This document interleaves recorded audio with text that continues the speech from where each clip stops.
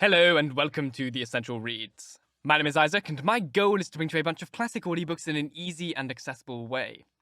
We are continuing with The Picture of Dorian Gray by Oscar Wilde, and this is chapter 12. We have a huge time skip between the previous chapter and this chapter. I think it's like 13 years or something like that. And you'll find out, exactly how long once I start actually reading the chapter. But it's about 13 years or so. A lot of things has happened in Dorian's life and the book, and all of the things that were spoken about in the last chapter that was just an ADHD info dump has happened over the past, say, 13 years or so. But without further ado, let's jump in. I just thought I'd provide that little bit of context because there's a huge time jump, like ridiculous that we find out stuff that happens in between, but yeah, huge time jump. Learn how to talk, Isaac. Anyway, let's begin. It was on the 9th of November, the eve of his own 38th birthday, as he often remembered afterwards. He was walking home about 11 o'clock from Lord Henry's, where he had been dining, and was wrapped in heavy furs as the night was cold and foggy. On the corner of Grosvenor Square and South Audley Street, a man passed him in the mist, walking very fast, and with the wild collar of his grey ulster turned up. He had a big bag in his hand. Dorian Gray recognised him. It was Basil Hallward. A strange sense of fear, for which he could not account, came over him. He made no sign of recognition, and went on quickly in the direction of his own house. But Hallward had seen him. Dorian heard him stopping on the pavement and then hurrying after him. In a few moments, his hand was on his arm. "Dorian, what an extraordinary piece of luck. I've been waiting for you in your library ever since 9 o'clock. Finally, I took pity on your tired servant and told him to go to bed as he let me out. I'm off to Paris by the midnight train, and particularly wanted to see you before I left. I thought it was you, or rather your fur coat, as you passed me, but I wasn't quite sure." "In this fog, my dear Basil? Why, I can't even recognise Grosvenor Square. I believe my house is somewhere about here, but I don't feel at all certain about it. I'm sorry you're going away, as I've not seen you for ages. But I suppose you will be back soon?" "No, I'm going to be out of England for 6 months. I intend to take a studio in Paris and shut myself up till I have finished a great picture I have in my head. However, it wasn't about myself I wanted to talk. Here we are at your door. Let me come in for a moment. I have something to say to you." "I shall be charmed, but won't you miss your train?" said Dorian Gray languidly as he passed up the steps and opened the door with his latchkey. The lamplight struggled out through the fog, and Hallward looked at his watch. "I have heaps of time," he answered. "The train doesn't go till 12:15. It's only just 11. In fact, I was on my way to the club to look for you when I met you. You see, I shan't have any delay about luggage, as I have sent on my heavy things. All I have with me is this bag, and I can easily get to Victoria in 20 minutes. Dorian Gray looked at him and smiled. What a way for a fashionable painter to travel! A Gladstone bag and an ulster. Come in, or the fog will get into the house. And mind you, don't talk about anything serious. Nothing is serious nowadays. At least, nothing should be." Hallward shook his head as he entered, and followed Dorian into the library. There was a bright wood fire blazing in the large open hearth. The lamps were lit, and an open Dutch silver spirit case stood, with some siphons of soda water, and large cut-glass tumblers on a little marquetry table. "You see, your servant made me quite at home, Dorian. He gave me everything I wanted, including your best gold-tipped cigarettes. He's a most hospitable creature. I like him much better than the Frenchman you used to have. What has become of the Frenchman, by the by?" Dorian shrugged his shoulders. "I believe he married Lady Radley's maid, and has established her in Paris as an English dressmaker. Anglomania is very fashionable over there now, I hear. It seems silly of the French, doesn't it? But, do you know, he was not at all a bad servant. I never liked him, but I had nothing to complain about. One often imagines things that are quite absurd. He was really very devoted to me, and seemed quite sorry when he went away. Have another brandy and soda? Or would you like a hock and seltzer? I always take a hock and seltzer myself. There's sure to be some in the next room." "Thanks, I won't have anything more," said the painter, taking his cap and coat off and throwing them on the bag that he had placed in the corner. "And now, my dear fellow, I want to speak to you seriously. Don't frown like that. You make it so much more difficult for me." "What is it all about?" cried Dorian, in his petulant way, flinging himself down on the sofa. "I hope it's not about myself. I'm tired of myself tonight. I should like to be somebody else." "It is about yourself," answered Hallward, in his grave, deep voice. and I must say it to you. I shall only keep you half an hour." Dorian sighed and lit a cigarette. "Half an hour?" he murmured. "It is not too much to ask of you, Dorian, and it is entirely for your own sake that I am speaking. I think it right that you should know that the most dreadful things are being said against you in London. I don't wish to know anything about them. I love scandals about other people, but scandals about myself don't interest me. They've not got the charm of novelty." "They must interest you, Dorian. Every gentleman is interested in his good name. You don't want people to talk of you as something vile and degraded. Of course, you have your position and your wealth and all that kind of thing, but position and wealth are not everything. Mind you, I don't believe these rumours at all. At least, I can't believe them when I see you. Sin is a thing that writes itself across a man's face. It cannot be concealed. People talk sometimes of secret vices. There are no such things. If a wretched man has a vice, it shows himself in the lines of his mouth, the droop of his eyelids, the moulding of his hands even. Somebody, I won't mention his name, but you know him, came to me last year to have his portrait done. I'd never seen him before, and had never heard anything about him at the time, though I have heard a good deal since. He offered an extravagant price. I refused him. There was something in the shape of his fingers that I hated. I know now that I was quite right in what I fancied about him. His life is dreadful. But you, Dorian, with your pure, bright, innocent face, and your marvellous untroubled youth, I can't believe anything against you. And yet I see you very seldom, and you never come down to the studio now. And when I am away from you, and I hear all these hideous things that people are whispering about you, I don't know what to say. Why is it, Dorian, that a man like the Duke of Berwick leaves the room of a club when you enter it? Why is it that so many gentlemen in London will neither go to your house nor invite you to theirs? You used to be a friend of Lord Staveley. I met him at dinner last week. Your name happened to come up in conversation in connection with the miniatures that you had lent to the exhibition at Dudley. Staveley curled his lips and said that you might have the most artistic tastes, but that you were a man whom no pure-minded girl should be allowed to know, and whom no chaste woman should sit in the same room with.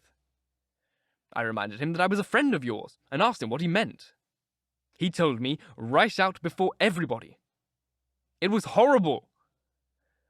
Why is your friendship so fatal to young men?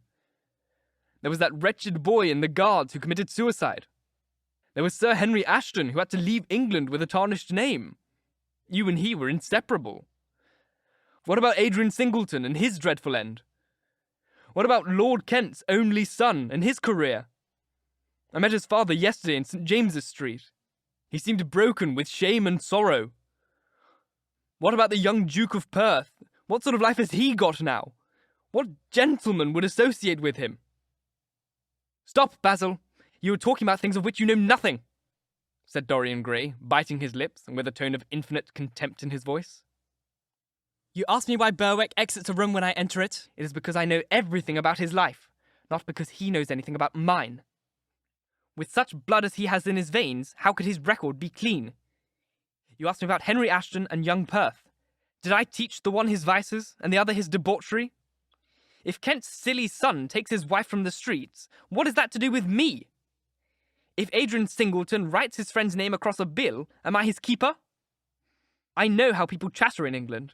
The middle classes air their moral prejudices over their gross dinner tables, and whisper about what they call the profligacies of their betters in order to try and pretend that they are in smart society, and on intimate terms with the people they slander.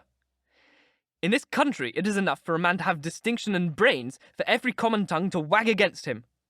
And what sort of lives do these people who pose as being moral lead themselves? My dear fellow, you forget that we are in the native land of the hypocrite. Dorian, cried Hallward, that is not the question. England is bad enough, I know, and English society is all wrong. That is the only reason why I want you to be fine. You've not been fine. One has a right to judge a man by the effect he has over his friends. You all seem to lose all their sense of honour, of goodness, of purity. You have filled them with a madness for pleasure. They've gone down into the depths. You led them there. Yes, you led them there. And yet you can smile as you are smiling now. And there is worse behind. I know you and Harry are inseparable. Surely for that reason, if for none other, you should not have made his sister's name a byword. Take care, Basil. You go too far. I must speak, and you must listen. You shall listen. When you met Lady Gwendolen, not a breath of scandal had ever touched her. Is there a single decent woman in London now who would drive with her in the park? Why, even her children are not allowed to live with her. Then there are other stories. Stories that you have been seen creeping at dawn out of dreadful houses and slinking in disguise into the foulest dens in London. Are they true? Can they be true? When I first heard them, they made me laugh. I hear them now and they make me shudder.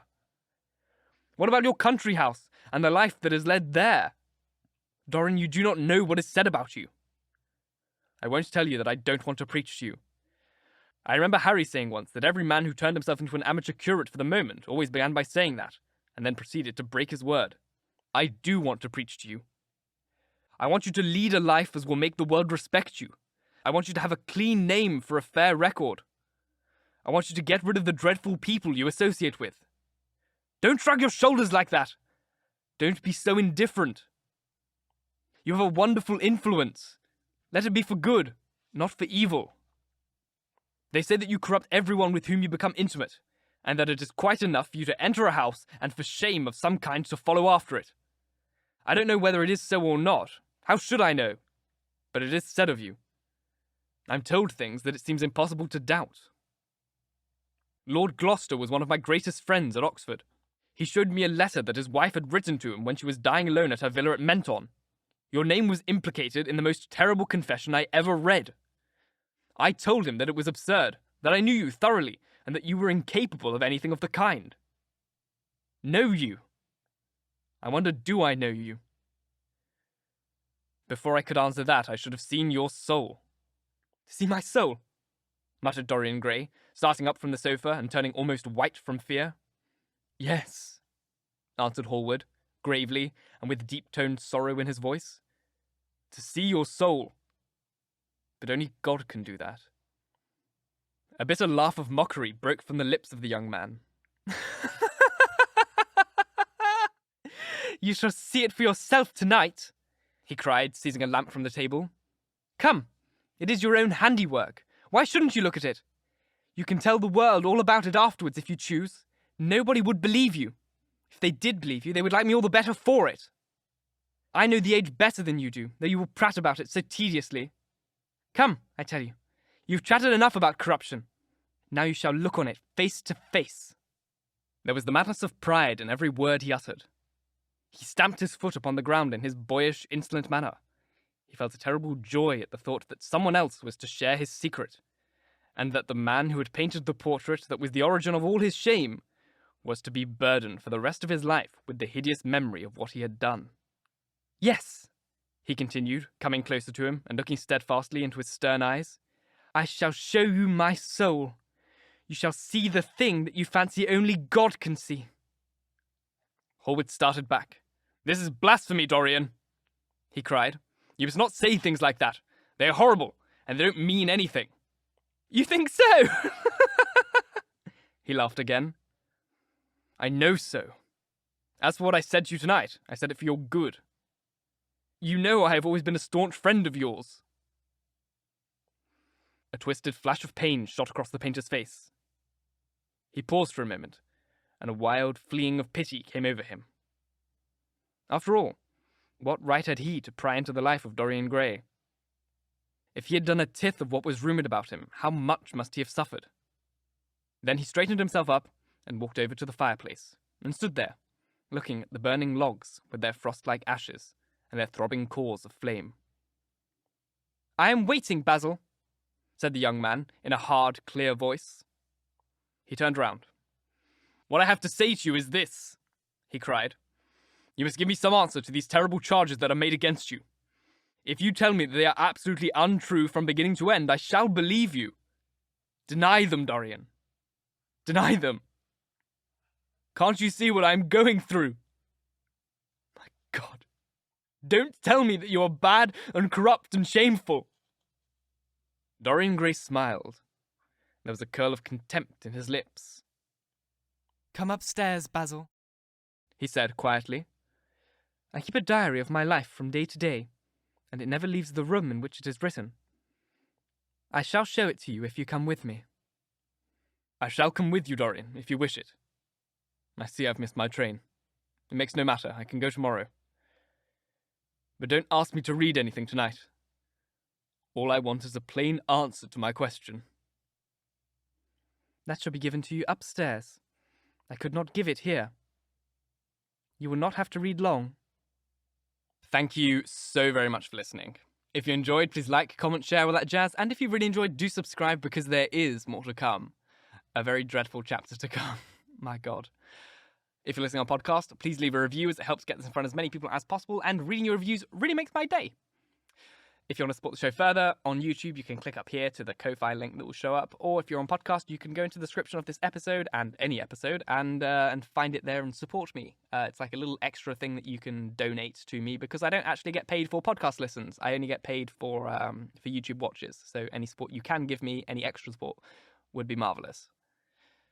Once again, thank you very, very much for listening. And until next time, bye-bye.